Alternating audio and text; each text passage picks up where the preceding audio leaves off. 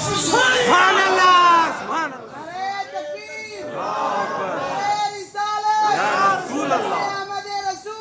اور ادب رسول ہے ہی اہل سنت کے پاس، کیونکہ ہم ہی وہ ہیں جو کہتے ہیں بعد از خدائے بزرگ توئی قصہ مختصر، کہ اگر خدا کے بعد اللہ تبارک و تعالیٰ کے بعد اگر کوئی شان کے لائق ہے تو یا رسول اللہ فقط آپ ہی ہو، کہ اللہ تبارک و تعالیٰ نے آپ کو بنایا ہے۔ کس کو خطاب ملا رحمت للعالمین کا بتاؤ تو صحیح؟ انبیاء آدم سے لے کر عیسیٰ تک تشریف لائے، کم و بیش 1,80,000 1,24,000 کم و بیش انبیاء کرام تشریف لائے، کسی کو رحمت للعالمین کا تاج نصیب نہیں ہوا، کسی کو رحمت للعالمین کا تاج نصیب نہیں ہوا۔ سارے عالموں کی رحمت کا تاج اگر رب نے کسی کے سر پر رکھا ہے تو وہ حضور کے سر پر رکھا ہے۔ سبحان اللہ۔ اب بتاؤ اس سے بھی بڑھ کر کوئی فضیلت ہے کہ رب نے آپ کو رحمت للعالمین بنا کر بھیجا، سارے عالموں کے لیے آپ کو رحمت بنا کر بھیجا، بقیہ سارے کسی ایک ایک علاقے، کسی ایک ایک قوم کے کسی ایک ایک دور کے لیے، لیکن ساروں کا دور ختم ہو گیا، حضور کا دور قیامت تک چلتا رہا، فقط قیامت تک ہی نہیں بلکہ قیامت اور قیامت میں بھی اگر چلے گا تو حضور کا دور چلے گا۔ سبحان اللہ۔ ارے آج یہاں تم حضور کی شان سن کر یہ کہنے لگو کہ ارے بھائی یہ تو خدا سے بڑھ کر حضور کو کہتے ہیں، نعوذ باللہ۔ ہم یہ کہتے ہیں کہ تم نے رب کا معنی جانا ہی نہیں، تم نے معبود کا معنی جانا ہی نہیں۔ ہم نے کبھی نہیں کہا کہ حضور رب ہے، ہم نے کبھی نہیں کہا حضور رب ہے، ہمارا یہی عقیدہ ہے کہ رب اللہ ہی ہے، سبحان اللہ۔ ہمارا یہی عقیدہ ہے کہ رب اللہ ہی ہے، ہم نے کبھی نہیں کہا۔ اور یہ کہتے ہیں کہ نہیں بھئی یہ حضور صلی اللہ علیہ وسلم اتنا بڑھاتے ہیں، اتنا بڑھاتے ہیں، اتنا بڑھاتے ہیں۔ ارے جتنا بھی بڑھاؤ خدا تو نہیں کہتا کوئی حضور کو، خدا کے بعد ہی کہتے ہیں، خدا تو نہیں کہتا۔ کوئی نماز پڑھے کہ یا رسول آپ کی طرف منہ کر کے 2 رکعت نماز پڑھوں میں، بولے کوئی اہل سنت پڑھے کہ آج عبادت نماز اصل عبادت اور سب سے بڑی عبادت اور وحدانیت کا سب سے بڑا قلعہ، وحدانیت کی سب سے بڑی عمارت، وحدانیت کی سب سے بڑی عمارت جسے صلاۃ اور نماز کہا جاتا ہے، اس نماز کو ہم نے ہمیشہ خدا کے لیے ہی ادا کیا ہے۔ جب ہم نے خدا کے لیے ہمیشہ رکعت باندھی ہے، خدا کے لیے ہمیشہ ہم نے نیت کی ہے، تو بتاؤ تو صحیح اب اگر حضور کو بڑا کہتے ہیں تو ہم کبھی حضور کے واسطے ہم نے حضور کی خاطر ہم نے نماز نہیں پڑھی ہے۔ اس سے ہمارا عقیدہ سمجھ میں آتا ہے کہ ہم نماز خدا ہی کی پڑھتے ہیں، جو سب سے بڑی عبادت، جو سب سے اہم عبادت، جو سب سے بڑی تعریف وہ خدا ہی کی کرتے ہیں، لیکن ہم خدا کے دیے سے مصطفیٰ کی تعریف بھی کرنا چاہتے ہیں۔ حضور کی تعریف جو ہے ہمارے باپ کرے تو نہ تکلیف ہونا تھا، تمہارے باپ کرے تو ہم نہ تکلیف ہونا تھا۔ انہوں نے کس کرتے ہمیں کیا بھی نہیں چھوڑ جانا، ہم نے کیا نہ ان کے نہ کن کے کس کے بھی نہیں۔ حضور کی تعریف کسی کے باپ دادا نے نہیں کی ہے، حضور کی تعریف تو سارے عالم کے خالق و مالک اللہ نے خود کی ہے۔ سبحان اللہ۔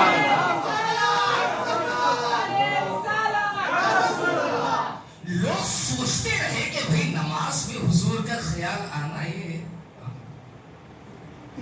پھر نماز میں تم درود ابراہیم پڑھتے ہو یا نہیں پڑھتے ہو؟ درود ابراہیم میں تمہیں حضور کا بھی خیال آئے گا، حضور کی آل کا بھی خیال آئے گا، اگر ترجمہ جانتے ہو تو، اگر ترجمہ جانتے ہو تو۔ نماز میں آیتیں پڑھی جاتی ہیں، بے شمار آیتیں ہیں، یہی آیت اگر کوئی نماز انا اعطینا کل کوثر اگر کوئی پڑھے، آپ معنی نہیں جانتے تو کوئی بات نہیں، آپ کھڑے رہتے ہیں، لیکن جو معنی جانتے ہیں ان کو برابر خیال پیدا ہوتا ہے کہ بے شک اللہ نے حضور کو حوض کوثر یا کوثر عطا فرمایا، بڑی نعمتیں، بڑی خوبیاں، بڑی فضیلتیں اللہ تبارک و تعالیٰ نے حضور کو عطا فرمایا۔ یہ خیال آیا یا نہیں آیا؟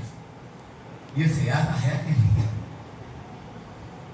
الحمدللہ دوستو، آپ جس پر قائم ہیں مضبوطی سے قائم رہیے آپ، کیونکہ میلاد نکو کرو کرنے والے ان کی ہسٹری نہیں ہے، میلاد کرو کرنے والے کی ہسٹری ہے، ان کی تاریخ ہے، میلاد کرو کرنے والے کی تاریخ ہے اور میلاد کی تاریخ ہے، اس واسطے سے 1500 سال ہوئے، سبحان اللہ، اس کے تاریخ ہی نہیں ہوتی تو 1500 سال کیوں؟ ساری چیزیں محفوظ، میلاد کی تاریخ ہے، لیکن جو لوگ میلاد نہیں کرنا کہتے ہیں ان کی خود تاریخ نہیں ہے، ان کی تاریخ نہیں، اور میلاد کی تاریخ سب سے بڑی دلیل قرآن پاک کی، اس کے بعد سب سے بڑی دلیل حدیث پاک کی، حضور کی ولادت کے تعلق سے، اللہ کے حبیب صلی اللہ علیہ وسلم کی پیدائش کے تعلق سے آپ سنتے رہتے ہیں، میں آپ کو ضمنی چیزیں جو ہے بتاؤں، کیونکہ جو ہے وقت بھی یہاں پر جو ہے نہیں چلتا، لیکن آگے کے لوگوں کا بھی خیال مجھے رکھنا ہے، کیونکہ آگے بھی جو ہے دوسری طرف۔ تو دوستو اور بزرگوں، اللہ تبارک و تعالیٰ فرماتا ہے کہ ایمان والوں پر اللہ نے احسان کیا۔ کیسے احسان کیا؟ انہی میں سے ایک رسول کو بھیج کر، ایک رسول کو بھیج کر اللہ نے احسان کیا۔ اور وہ کیسے رسول ہے؟ ہم ایسوں کے امتی ہیں، وہ کیسے ہیں؟ ارے ان کے آنے کی خوشخبری 100-200 سال سے نہیں، جب آدم علیہ السلام پیدا ہوئے تب سے ہی خوشخبری شروع ہے، سبحان اللہ، کہ آخری نبی ہے، ان کو میں بھیجنے والا ہوں، بھیجنے والا ہوں۔ پھر وہاں جنت میں، وہاں فرشتوں کے درمیان، وہاں پھر اس کے بعد پھر دنیا میں آنے کے بعد حضرت آدم علیہ السلام، حضرت نوح علیہ السلام، حضرت شیس علیہ السلام، حضرت نوح علیہ السلام، حضرت ابراہیم علیہ السلام، حضرت اسماعیل علیہ السلام، حضرت اسحاق علیہ السلام، سارے نبیوں نے حتیٰ کہ حضرت عیسیٰ علیہ السلام نے بھی، سارے نبیوں نے صرف خبر نہیں دی، بتایا نہیں صرف کہ حضور آنے والے، ایک آخری پیغمبر آنے والے ہیں، صرف جو ہے خبر نہیں دی، بلکہ وہ مبشرن برسول یأتی اسمہ احمد، عیسیٰ علیہ السلام، سارے نبیوں نے۔ ایک ہوتا ہے مہمان آ رہے ہیں، مہمان آ رہے ہیں، ایک ہوتا ہے ارے مہمان آ رہے ہیں، سبحان اللہ، ایک ہوتا ہے مہمان آ رہے ہیں، ایک ہوتا ہے ارے مہمان آ رہے ہیں، مہمان آ رہے ہیں کہنے میں، مہمان آ رہے ہیں کہنے میں بڑا فرق ہے۔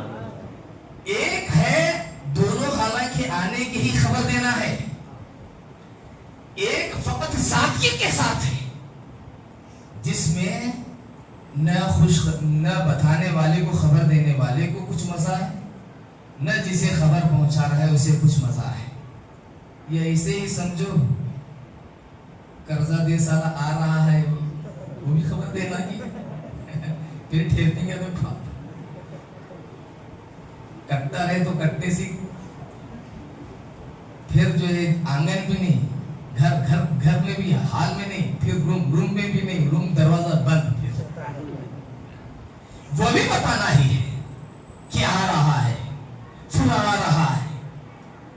ایک آنے کی خبر، دونوں میں آنے کی ہی خبر دینا ہے، لیکن ایک خبر جو دی جا رہی ہے روکھی سوکھی دی جا رہی ہے. یہ خبر روکھی سوکھی، اور ایک خبر جو دی جا رہی ہے، خبر دینے والا بھی خوش ہے، جسے خبر دے رہا ہے وہ جانتا ہے کہ سن کر یہ بھی خوش ہوگا. جسے خبر دے رہا ہے، جو خبر دینے والا ہے آ کر کہ آنے والے ہیں، وہ بھی خوش ہے. اور جسے خبر دے رہے ہیں وہ جانتا ہے کہ میں اسے اگر بتاؤں کہ مہمان آ رہے ہیں تو یہ بھی خوش ہوگا، تو وہ بھی خوشی سے بتائے گا، وہ بھی خوشی سے سنے گا. دونوں میں بات بتانا ہی ہے، ایک عام اعتبار سے ہے اور ایک خوشی کے ساتھ ہے.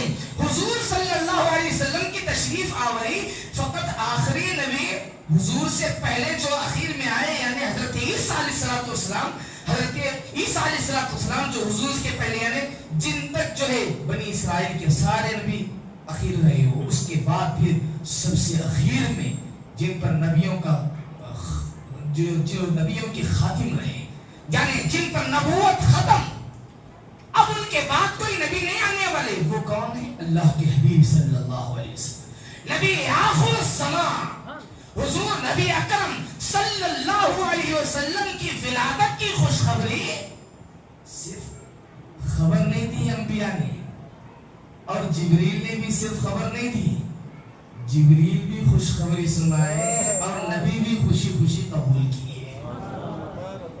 جبریل بھی خوشخبری سنائے، سننے والے بھی خوشخبری سن کر خوشی کا اظہار کیے.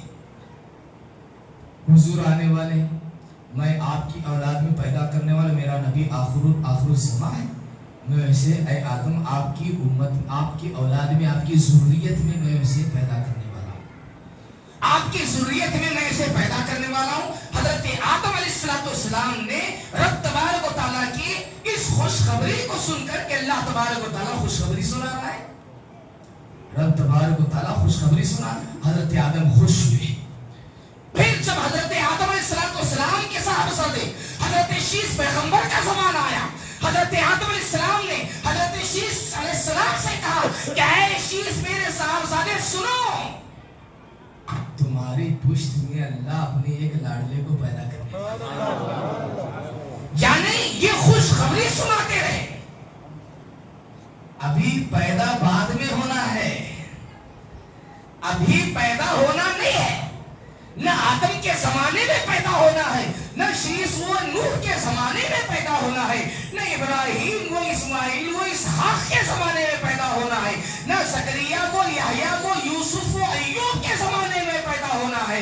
انہیں تو سب سے اخیر میں پیدا ہونا ہے. لیکن پیدا ہونے والے کی خوشخبری پیدا ہونے سے ہزاروں سال پہلے سے چلی آ رہی ہے.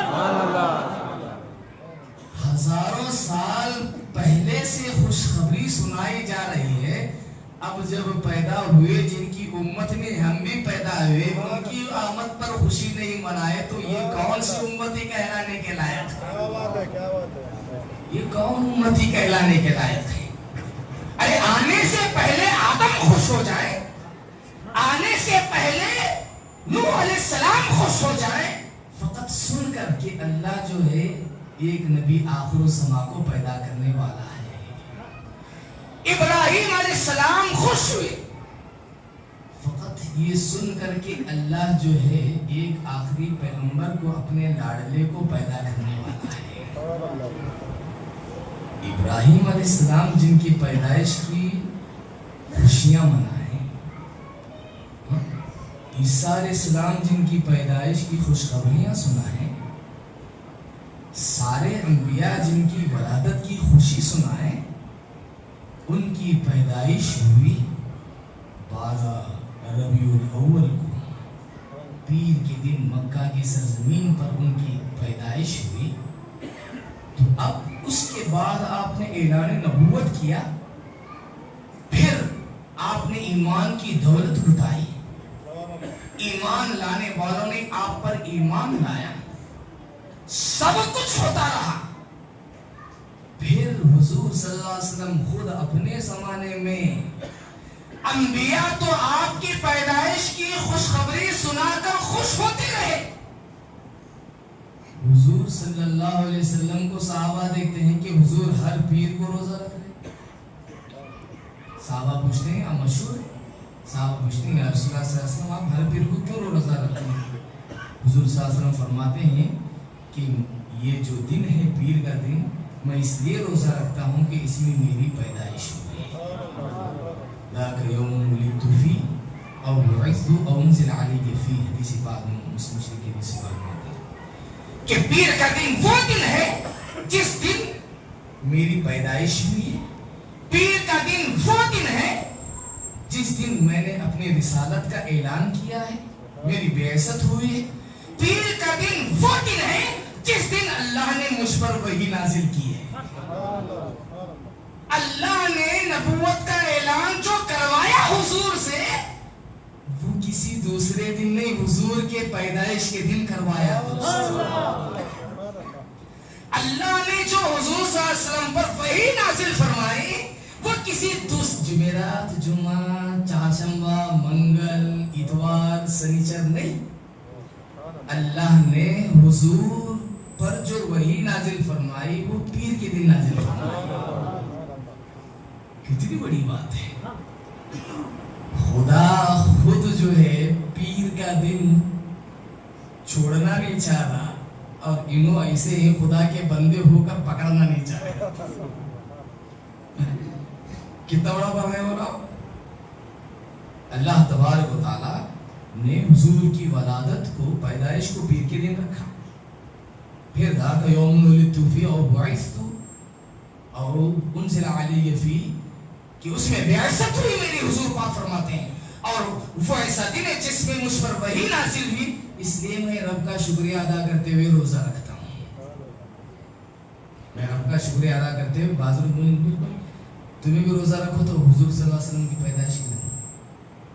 بابا حکم نہیں دی اللہ کے حبیب صلی اللہ علیہ وسلم کہ روزہ ہی رکھنا ہے تمہیں. اللہ کے حبیب صلی اللہ علیہ وسلم نے شکر کا ایک انداز اپنایا اور اسے عام رکھ دیا کہ میں میری ولادت کے موقع پر میں شکر ادا کرتے ہوئے، شکر کیا روتے روتے شکر ادا کرتی کیا؟ خوشی کے مارے شکر ادا کرتی ہیں یا تکلیف اور غم پر شکریہ ادا کرتی ہیں؟ شکریہ کب؟ دیکھو پیٹ بھر کھانا تھا اس ٹائم تمہیں الحمدللہ رب العالمین کہتی ہے، نہیں کھانا نہیں مل کو مرتے پڑتے کچھ بھی نہیں مل رہا وہاں جو الحمدللہ. ویسا ہو پیٹ بھر کھانا کھائے کے بعد میں الحمدللہ شکر ہے اللہ تیرا، تو ہمیں کھلایا، نعمت کھلایا، پیٹ بھرا ہمارا، الحمدللہ تیرا شکر ہے. یعنی نعمت کے ملنے پر، خوشی پر انسان خدا کا شکر ادا کرتا ہے. حضور جب پیر کے دن شکریہ روزہ رکھ کر ادا کر رہے ہیں تو گویا کہ اللہ کے حبیب صلی اللہ علیہ وسلم اپنے ولادت کے خوشی آپ خود منا رہے ہیں. اپنی پیدائش کی خوشی آپ خود منا رہے ہیں. خوشی کے لیے ضرور نہیں کہ بھائی تمہیں جو ہے ویسا خوشی عام ہے. خوشی عام ہے. ویسے اب عید کے دن، عید کی بھی ایک خوشی ہی ہے. اللہ نے ایک مہینہ روزہ رکھی، عید کے دن روزہ رکھو تو ایک مہینہ روزہ رکھی، اخیر دن بھی شکریہ ادا کرنے کے واسطے روزہ رکھو تو نہیں یا اللہ آج عید کا دن ہے، آج بھی میں تیرا، کیونکہ میں ایک مہینے تک روزہ رکھا ہوں، آج عید کا دن ہے، آج تو روزوں کی قبول ہونے کا دن ہے، اس واسطے یا اللہ میں آج بھی روزہ رکھ کر تیرا شکریہ ادا کرتا ہوں. عید کا دن شکریہ کا دن ہے، عید کا دن خوشی کا دن ہے، لیکن بندہ شکریہ اور خوشی عید کے دن روزہ رکھ کر نہیں بلکہ کھا پی کر خوشی کا اظہار کرتا ہے. کھا پی کر، یہاں تک کہ عید کے دن روزہ رکھنا حرام ہے.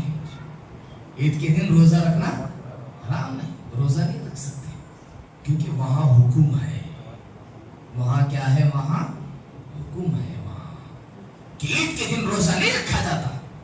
تو یعنی دوستوں اور بزرگوں، شکر خوشی کے موقع پر اور خوشی کا اظہار چاہے جس اعتبار سے آپ کیجیے لیکن شریعت کے حدود میں رہتے ہوئے خوشی کا اظہار کرنا ہے. ایک بات شریعت